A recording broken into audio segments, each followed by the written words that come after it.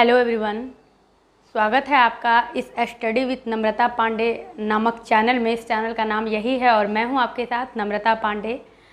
आप लोगों में से कईयों ने ये कहा है लाभ हानि से जुड़ा हुआ टॉपिक अधिगम से जुड़ा हुआ, क्योंकि अधिगम में जैसा कि कहा जा रहा है कई प्रश्न पूछे जा रहे हैं, तो मैं प्रश्न के प्रकार को एकत्रित कर रही हूँ।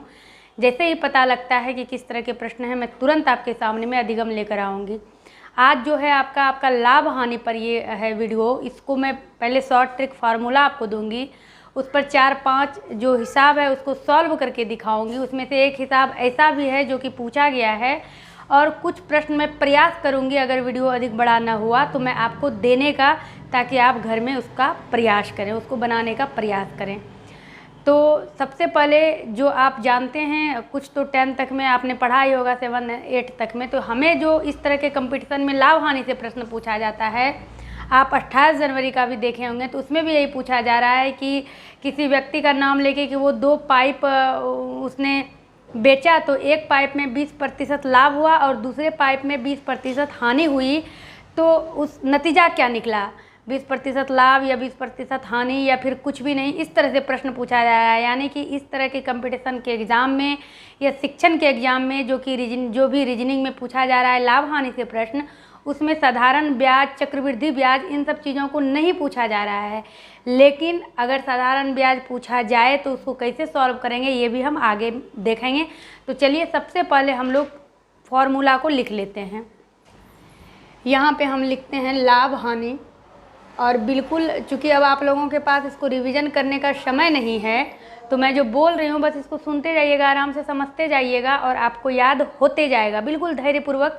ज़्यादा बड़ा ये वीडियो नहीं होगा, क्योंकि इस वीडियो में इसी टॉपिक को कंप्लीट करेंगे। ये है लाभ और हानि।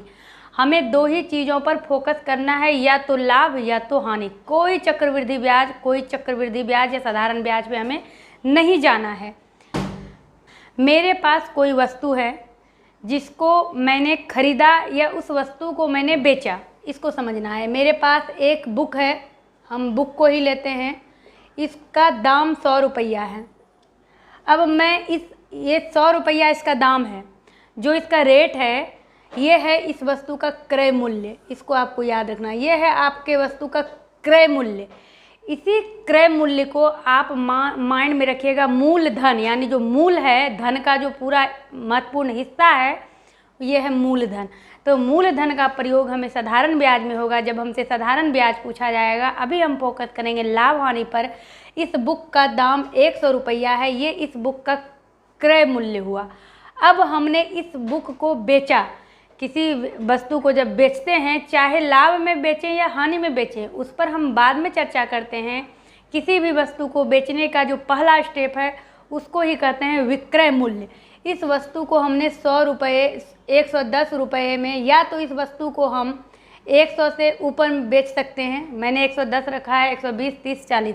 या तो इस वस्तु को हम 100 से जो बड़ा है डिजिट उसमें बेच सकते हैं, या तो फिर 100 से जो छोटा डिजिट है इसमें बेच सकते हैं, या तो फिर 100 के बराबर बेच सकते हैं। बिल्कुल आराम से समझिएगा, ये 3 ही तर्क है। किसी भी वस्तु को आप खरीदते हैं, व्यापार करते हैं, बिजनेस करते हैं, ये 3 ही तर्क होता है। चाहे तो आप 2% लाभ पर बेच रहे हैं, चाहे तो आपको 2% हानि हो रही है, या तो फिर ना आप लाभ देख रहे हैं ना हानि देख रहे हैं। कोई चीज़ आपके घर में अधिक है, आप उसे हटाना चाह रहे हैं, तो आप उसी रेट में बेच रहे हैं। बस ये 3 ही स्टेप है आपके लाभ और हानि में। यहाँ पे हमने चूँकि कम अमाउंट लिखा हुआ है, 100 का था, 110 में बेचा तो हमें 10 रुपया लाभ हुआ, 100 का 10% लाभ हुआ। 90 में बेचा तो मुझे 10 रुपया का हानि हुआ, और यहाँ पर ना लाभ हुआ ना हानि हुआ। तो इस तरह के भी प्रश्न पूछे जाते हैं कि इसने इतने रुपये में इस चीज़ को खरीदा, इतने में बेचा तो उसे इतना % लाभ हुआ या फिर इतना % हानि हुई। ना लाभ हुई ना हानि हुई। इसीलिए बस ये 3 टॉपिक आपको समझना है। क्या है लाभ? क्रय मूल्य से अधिक दरों में बेचा तो लाभ, क्रय मूल्य से कम दरों में बेचा तो हानि, जितना दर था उतना ही बेचा तो न लाभ ना हानि। अब हम इसके फॉर्मूला को देखेंगे। अब हम जो फॉर्मूला देखेंगे लाभ के आधार पर और हानि के आधार पर। जब हम किसी वस्तु को बेचते हैं हमें लाभ होता है। जब लाभ होता है तब कैसे हम निकालेंगे कि हमें कितना लाभ हुआ। तो हमने वस्तु को बेचा, लाभ तभी होगा जब वस्तु को बेचा। जब बेचा जिस चीज़ को हमने, वो हो गया उसका विक्रय मूल्य। तो लाभ जब होता है तब जो मेरा सूत्र होता है कि लाभ बराबर क्या होता है, तो लाभ बराबर आपका हो गया विक्रय मूल्य माइनस क्रय मूल्य। आपको जो भी हिसाब वहाँ पर दिया जाएगा, यही इतने में बेचा, इतने में खरीदा, तो विक्रय मूल्य और क्रय मूल्य आप बिल्कुल अपने मन से फटाफट वहाँ पे लिख लीजिएगा। और जिस तरह की आपने ये दूरी चाल समय में फॉर्मूला देखा था, बस अब वही फॉर्मूला इसमें लागू कर दीजिएगा। यही 3 चीज़ का खेल है आपके लाभ में, लाभ, विक्रय मूल्य, क्रय मूल्य। हमने लाभ बराबर लिख लिया, विक्रय मूल्य और क्रय मूल्य। अब एक एक करके इसी से फॉर्मूला निकालेंगे। कैसे निकालेंगे? देखिए, विक्रय मूल्य को इधर छोड़ देते हैं, यहाँ पर विक्रय मूल्य को इधर ही हम छोड़ देते हैं, तो क्रय मूल्य को हमें इधर लाना है। इधर पहले से ही लाभ है, तो लाभ को हमने लिख लिया। अब क्रय मूल्य मेरा माइनस में है, जैसे ही इधर आता है ये हो जाता है क्रय मूल्य मेरा प्लस में। और वहाँ पर थोड़ा फास्ट में जो भी याद रहता है वो भी भूलने लगता है अभ्यर्थी, क्योंकि उसके दिमाग में रहता है मुझे 25 प्रश्न सॉल्व करना है, 30 प्रश्न, लेकिन इस तरह आराम से आपको करना है। तो विक्रय मूल्य बराबर हो गया क्रय मूल्य प्लस लाभ। यानी कि आपको दिया हुआ है कि किसी व्यक्ति ने 60 रुपये में एक पेन खरीदा और उसे 10% का लाभ हुआ, तो उसने कितने में बेचा? तो कितने में बेचा यानी विक्रय मूल्य बराबर क्या, तब वहाँ पर आप ये सूत्र लगाएंगे कि विक्रय मूल्य बराबर क्रय मूल्य प्लस लाभ। अब हमने अभी आपसे क्या कहा कि उसने 60 रुपये में खरीदा और 10% लाभ पर बेचा। जब आपसे ये सवाल किया जाएगा कि 10% लाभ पे बेचा, तब आपको लाभ प्रतिशत वाला फॉर्मूला यूज करना है। ये फॉर्मूला काम नहीं करेगा, क्योंकि अभी मैं आपको लाभ प्रतिशत वाला भी फॉर्मूला बताऊंगी।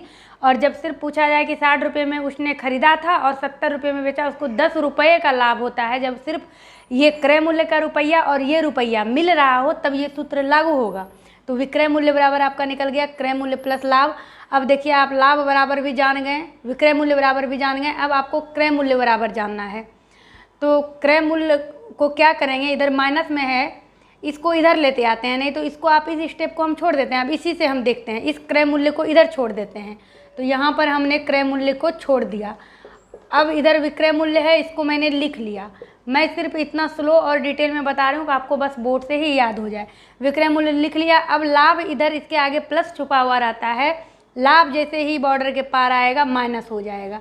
तो क्या आपका फॉर्मूला निकल कर तैयार हुआ कि लाभ बराबर विक्रय मूल्य माइनस क्रय मूल्य, विक्रय मूल्य बराबर लाभ प्लस क्रय मूल्य और क्रय मूल्य बराबर विक्रय मूल्य माइनस लाभ। ये आपने लाभ पर फॉर्मूला देखा। अब आपको अगर पूछ दिया जाए कि 60 रुपये में उसने पेन खरीदा और उसे 10 रुपये की हानि हो गई, हानि से भी पूछा जा सकता है। तो अब हानि का आप फॉर्मूला देख लेंगे कि हानि का फॉर्मूला क्या होता है। तो आपको क्या करना है, इसी तरह हम लिखेंगे हानि बराबर, यहाँ विक्रय मूल्य माइनस क्रय मूल्य था, वहाँ पर हम हानि बराबर लिखेंगे क्रय मूल्य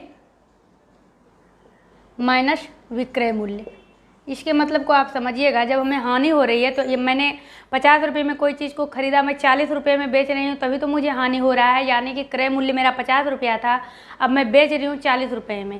तो जब मैं बेच रही हूँ तो मुझे क्रय मूल्य से भी कम पैसा मिल रहा है, तो मुझे क्रय मूल्य में विक्रय मूल्य को घटाऊँगी तो मुझे पता चल जाएगा मुझे कितना हानि हुआ। जस्ट इसका उल्टा है। तो हानि बराबर क्रय मूल्य माइनस विक्रय मूल्य। अब इसी से फिर आपको तीनों निकाल लेना है। क्रय मूल्य को इधर अगर आप छोड़ देते हैं, तो इधर मैंने क्रय मूल्य को छोड़ दिया, क्रय मूल्य, तो यहाँ पर हानि है, पहले से मैंने यहाँ पर हानि लिख दिया। और यहाँ पर आप देखेंगे माइनस विक्रय मूल्य है, इधर आते ही मेरा हो जाएगा प्लस विक्रय मूल्य। इसका मतलब हुआ कि जब, ये ध्यान में रखना है, यहाँ देखिएगा क्रय मूल्य बराबर हानि प्लस विक्रय मूल्य, यहाँ देखिएगा क्रय मूल्य बराबर विक्रय मूल्य माइनस लाभ। तो ये जो शर्त क्या है, जब हमें हानि होगी तब ये सूत्र लागू होगा। हानि होगी तभी हानि की चर्चा होगी कि क्रय मूल्य बराबर हानि प्लस विक्रय मूल्य। जब हमें लाभ होगा तब लाभ की चर्चा होगी। ये आपको ध्यान में रखना है। और अब क्या बचा, क्रय मूल्य बराबर हो गया आपका, हानि बराबर हो गया, बचा विक्रय मूल्य। तो क्रय मूल्य को इधर छोड़ देते हैं, या फिर विक्रय मूल्य इधर दिया हुआ है, इधर आप विक्रय मूल्य को छोड़ दीजिए और यहाँ पर आपका क्रय मूल्य दिया हुआ है, आप आराम से क्रय मूल्य लिख लीजिए। और यहाँ प्लस हानि है, यहाँ आप माइनस हानि कर दीजिए। ये आपका विक्रय मूल्य होगा जब आपको हानि होगी। अब क्या बचा हमारा, लाभ प्रतिशत और हानि प्रतिशत। इसको इधर देखते हैं। लाभ प्रतिशत में एक ही फॉर्मूला काम करेगा आपका। लाभ प्रतिशत बराबर क्या, जब प्रतिशत में लाभ पूछा जाए तो ये हो जाएगा लाभ गुना 100 बटे लाभ गुना 100 बटे क्रय मूल्य। जब लाभ को प्रतिशत में पूछा जाए, और कैसे पूछा जाएगा ये मैं अभी आपको बताऊंगी। ये लाभ प्रतिशत हो गया, और हानि प्रतिशत में हमारा हो जाएगा फॉर्मूला हानि गुना 100 बटे क्रय मूल्य। इसको आपने देखा, देखिए बस इतना ही फॉर्मूला में आपको किसी भी कंपटीशन में जो लाभ हानि से पूछा जाता है, मैं कई बार इस चीज़ को दोहरा रही हूँ, इतना ही। दो और हमें प्रतिशत में सूत्र देखना है, ये तो आपको याद ही हो गया होगा। लाभ प्रतिशत देखा, हानि प्रतिशत देखा। अब हमें विक्रय मूल्य प्रतिशत में अगर पूछे कितना प्रतिशत उसका क्रय मूल्य या कितना प्रतिशत विक्रय मूल्य हुआ, इस पर मैं अभी आपको हिसाब भी बताऊंगी। तो अब विक्रय मूल्य और क्रय मूल्य को प्रतिशत में देख लेते हैं। ये देखेंगे विक्रय मूल्य, जब लाभ होगा तो विक्रय मूल्य अगर प्रतिशत में पूछा जाए, जब लाभ होगा तो विक्रय मूल्य प्रतिशत में अगर पूछा जाए तो ये हो जाएगा आपका क्रय मूल्य अंडर ब्रैकेट 1 प्लस लाभ बटे 100, लाभ बटे 100। और ये हो गया विक्रय मूल्य बराबर। और फिर जब यहाँ पर क्रय मूल्य बराबर हो जाएगा, लाभ की बात हो रही है क्योंकि यहाँ पर लाभ का चर्चा है, ये आपको देखना है। यहाँ क्रय मूल्य अगर पूछा जाए तो यहाँ विक्रय मूल्य था तो यहाँ क्रय मूल्य आ गया, यहाँ क्रय मूल्य पूछा जाएगा तो यहाँ विक्रय मूल्य आ जाएगा। तो यहाँ हो जाएगा विक्रय मूल्य इंटू, यानी जो विक्रय मूल्य है उससे आपको गुना करना है, और ये 1 प्लस लाभ बटे 100, इस तरह से आपको ये लिखना है। और एक जो है आपका, इधर मैं मिटा रही हूँ, एक और क्या है आपका प्रश्न, ये आपने लाभ में देख लिया तो यहाँ लाभ प्लस ये क्रय मूल्य 1 प्लस लाभ बटे 100 हुआ, प्लस हो रहा है क्योंकि लाभ हो रहा है। अगर हानि में आपको विक्रय मूल्य प्रतिशत से पूछे तो यही सेम इसका है, सिर्फ क्या होगा, विक्रय मूल्य बराबर क्रय मूल्य इंटू 1 माइनस हानि बटे 100, 1 माइनस हानि बटे 100 रुपया। तो आप लोग बस इसको लिख लीजिए कि अगर यहाँ विक्रय मूल्य हानि होने के बाद पूछे कितना प्रतिशत उसका विक्रय मूल्य हुआ या कितना प्रतिशत क्रय मूल्य हुआ, उसको इनकम प्रतिशत में पूछे तो फिर आपको क्या करना है, ये लाभ का आपका है। और ये जब हम हानि का देखेंगे कि अगर हानि का ये होगा विक्रय मूल्य प्रतिशत हानि में, तो क्रय मूल्य माइनस हानि बटे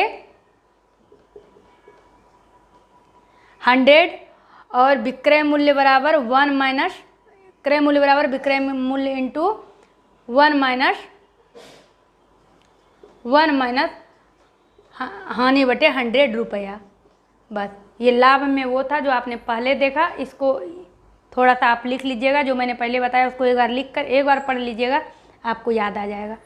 बस यही फॉर्मूला से अभी तक जो प्रश्न पूछा गया है, 28 जनवरी को भी जो पूछा गया था, किसी भी कंपटीशन एग्ज़ाम में, बैंक वगैरह में जो पूछा जाता है यही पूछा जाता है। अगर वो साधारण ब्याज पे प्रश्न पूछते हैं तो फिर उनको मूलधन देना होगा कि 100 रुपया उसके पास, मान लीजिए रमेश के पास 100 रुपया है, उसने 1% की दर से 1 वर्ष के लिए या फिर 5% की दर से 2 वर्ष के लिए किसी को ब्याज पर दिया, तो कितना साधारण ब्याज इसका निकलेगा। तो उनको इतना प्रश्न पूछने के लिए इतना कुछ देना होगा, उसका मूलधन, फिर कितने % दर से दे रहा है और कितने समय के लिए दे रहा है, तब होगा आपका साधारण ब्याज बराबर मूलधन गुना दर गुना समय बटे 100। तो अब साधारण ब्याज में भी आप मत उलझिए, नहीं पूछा जाता, ये मेरा भी एक्सपीरियंस है, अभी तक नहीं पूछा गया है। और पूछा जाए तीनों चीज़ दिया रहे तो बस आपको साधारण ब्याज निकाल दीजिएगा, मूलधन गुना समय गुना दर बटे 100, लेकिन अभी तक ऐसा नहीं पूछा गया है। इस फॉर्मूला को देखने के बाद अब हम कुछ हिसाब देखेंगे, उसमें से 1-2 हिसाब वो भी शामिल होगा जो कि अब तक के एग्ज़ाम में 3 दिन के एग्ज़ाम में पूछा गया है। तो चलिए इसको मिटा लेते हैं। यहाँ पर आप प्रश्न को देखिएगा, आपका बहुत सारा कॉन्सेप्ट, इस प्रश्न को देखकर भी आपको फॉर्मूला भी अभी याद आएगा और आपका कॉन्सेप्ट भी क्लियर होगा। देखिएगा प्रश्न, मैं प्रश्न बोलती हूँ, आप लोगों में से जो बना सकते हैं बना लीजिए, फिर मेरे आंसर से मिला लीजिएगा। प्रश्न है, यदि किसी वस्तु का क्रय मूल्य 4000 रुपया है, यानी कि किसी वस्तु का परमानेंट जो दाम है 4000 है, तो विक्रय मूल्य 4200 रुपया है, तो उस वस्तु का लाभ बताएं। देखिए यहाँ पे कैसे गलती होगा, गलती यहाँ पे होता है, किस प्रकार से होता है।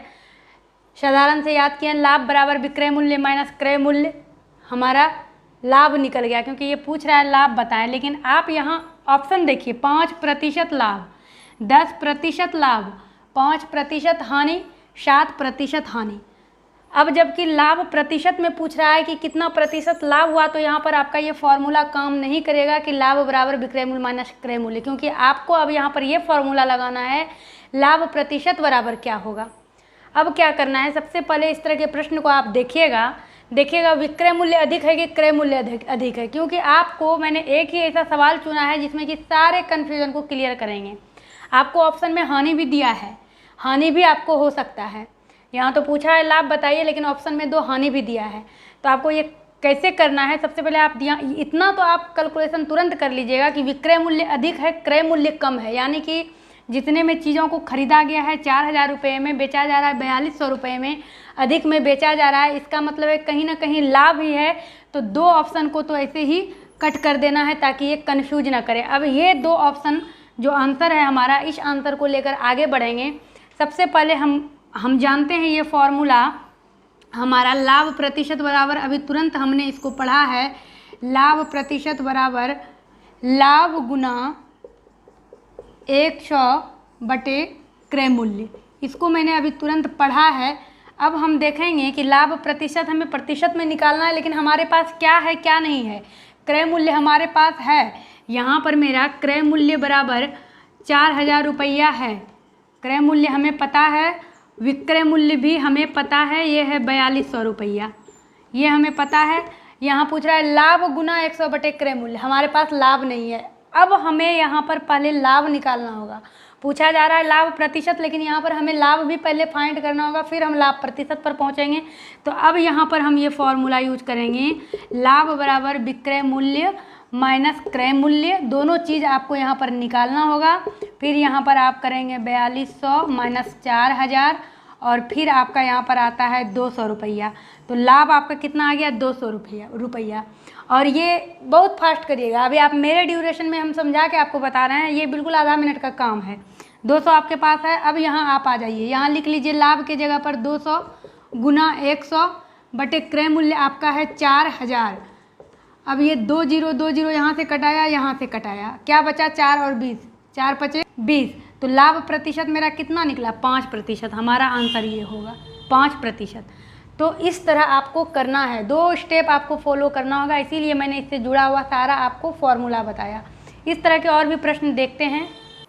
देखिएगा ये जो प्रश्न मैंने लिखा है, ये वाला प्रश्न आपको हल करना है, क्योंकि मैंने अभी तुरंत इसी तरह के क्वेश्चंस को सॉल्व किया है। तो 1-2 अगर आप भी अपने से करिएगा तो आपको प्रैक्टिस होगा। इसका आंसर मैं आप मुझे सारे लोग जो बनाएंगे इसको आंसर कमेंट कर बताइएगा, फिर मैं कल इसके आंसर को बताऊंगी। एक पुस्तक का क्रय मूल्य 500 रुपया है और उसे 650 रुपये में बेचने पर कितने प्रतिशत का लाभ या हानि होगा।